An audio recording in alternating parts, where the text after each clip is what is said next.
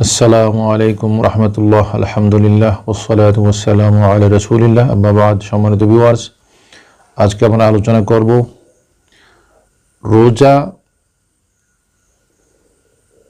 আল্লাহর কাছে সুপারিশ করে আল্লাহর বান্দাকে বেহেশতে নিয়ে যাবে সে সম্পর্কে। হাদিসটি হযরত আব্দুল্লাহ ইবনে ইমরান থেকে বর্ণিত। আল্লাহ রাসূল ইরশাদ করেছেন, আস-সিয়ামু ওয়াল কুরআনু ইয়াশফাআনি লিল আবদে।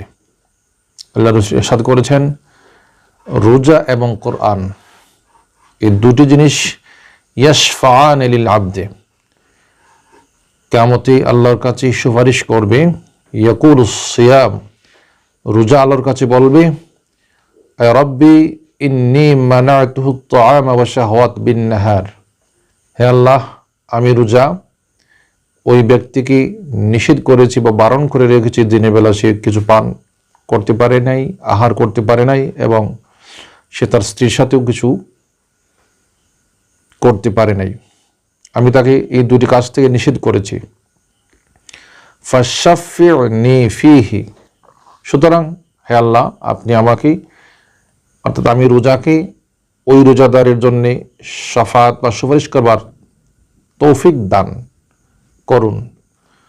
ওয়াকুলুল কোরআন মানাতুহু নাওমা বিল-লাইল, এবং কোরআনে কারীম বলবে, হে আল্লাহ, আমি কোরআন ওই ব্যক্তিকে নিষেধ করেছি বা বিরত রেখেছি, রাত্রেবেলা সে ঘুমাতে পারে নাই বা ঘুমাতে যায়নি, আমি কোরআন সে তেলাওয়াত করে তার রাত্রি অতিবাহিত করেছে।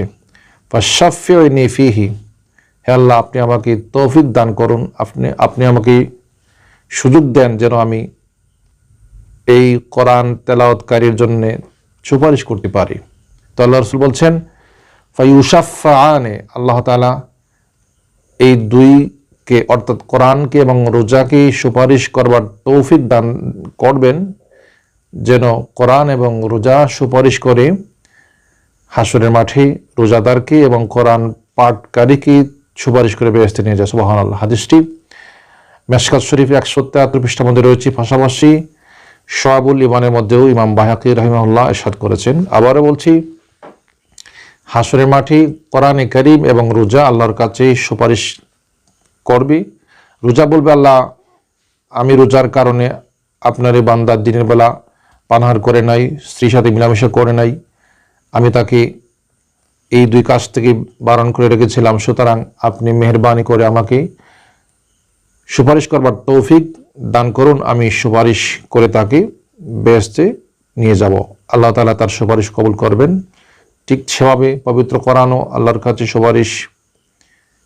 সুপারিশ জন্য প্রার্থনা করবে। কোরআন বলবে, হে আল্লাহ, আপনারই বান্দা, আমি কোরআনকে রাতের বেলা জেগে থেকে বা রাতের বেলা দাঁড়িয়ে কোরআন তেলাওয়াত করেছি, তার ঘুম কম হয়েছে বা সে রাতের বেলা ঘুম থেকে বিরত রয়েছি, আমি আপনার কাছে সুপারিশ করবার তৌফিক চাচ্ছি, আপনি আমাকে সুপারিশ করবার তৌফিক যেন দেন, আমি সুপারিশ করে তাকে বেহেশতে নিয়ে যাব।